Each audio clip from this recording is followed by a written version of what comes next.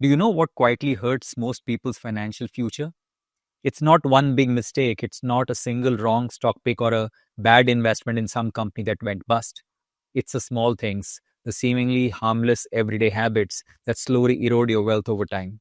And the worst part, you often don't even realize it's happening until years later, when you look back and wonder, I've been working hard, earning well, so why am I not further ahead financially? Recently, I came across an idea from Mark Sisson, who's a well known health and fitness expert, that helped me understand this idea even better.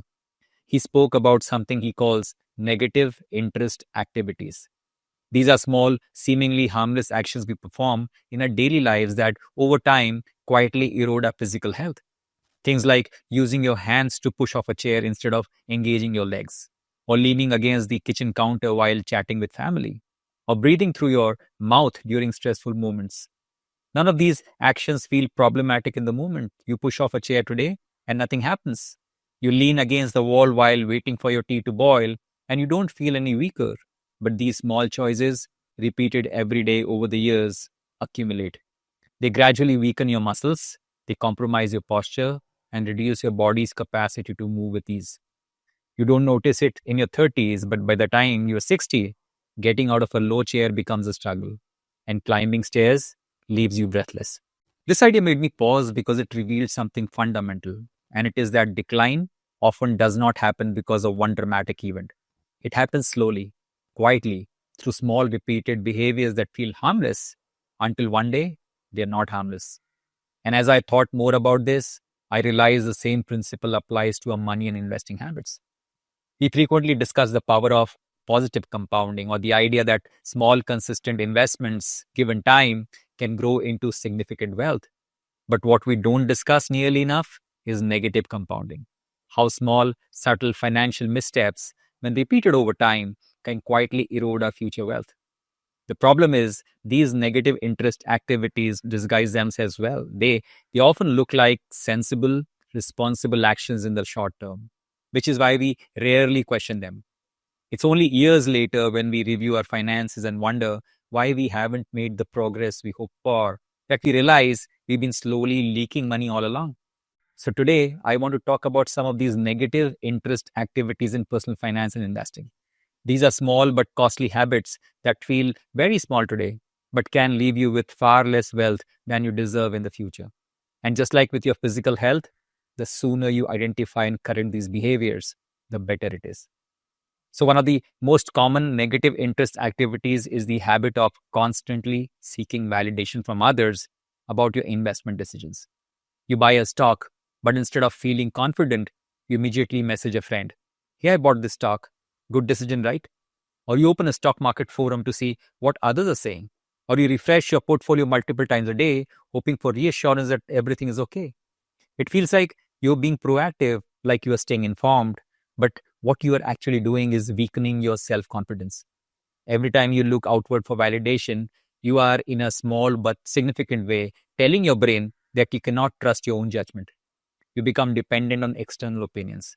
And this dependence is dangerous because when the market inevitably turns volatile, you will look for others for direction. If everyone is panicking and selling, you will feel compelled to sell. If everyone is buying the latest hot stock, you will feel pressure to follow along, even if it doesn't align with your long term goals. This is why so many people end up buying high when markets are euphoric and selling low when markets are fearful. The exact opposite of what you need to do to build wealth. The solution is to build conviction through understanding. Learn the basics of investing, understand what you're buying and why. Every time you make an investment, write down your reason for buying it and the conditions under which you would sell. When fear or doubt creeps in later, just revisit your notes, not social media. Mistakes, of course, will still happen, but you learn from them. And that learning will strengthen your judgment far more than the fleeting comfort of someone else's opinion. Another negative interest activity is that of lifestyle inflation, which is particularly stealthy wealth drainer. It's especially common in India where salary hikes or Diwali bonuses often trigger a desire to upgrade our lifestyles. You get a raise and suddenly you feel it's time for that new iPhone. You start ordering food online more often. Ola Auto becomes a Ola Prime. Maybe you move into a larger apartment with a better view, or you swap your Maruti for a Hyundai Creta. None of this feels irresponsible. In fact, It feels like a reward for your hard work. But the danger lies in how easily these upgrades become your new normal. Once you get used to certain comforts, it's very difficult to scale back. And before you know it, your expenses have risen alongside your income and your savings have barely grown. This is the lifestyle trap that keeps many high earners living paycheck to paycheck. They are earning far more than they did a decade ago, but their financial security has not increased in proportion. The solution to lifestyle inflation is conscious income allocation. So every time you get a raise or a bonus, automatically invest at least 50% of it before making any lifestyle upgrades. Use the other half to improve your quality of life if you wish, but prioritize investing first. That way, you ensure that your lifestyle improves alongside your wealth, not at the cost of it. Another subtle but destructive habit is overtrading, the impulse to constantly buy and sell investments in pursuit of quick gains. It's easy to fall into this trap, especially with the rise of mobile trading apps that allow you to buy and sell stocks with a few taps. You feel like you're being proactive, like you're staying on top of your portfolio. But what you are really doing is incurring hidden costs. Every transaction comes with a brokerage fee, it comes with taxes, and more importantly, the risk of making emotional decisions based on short term price movements.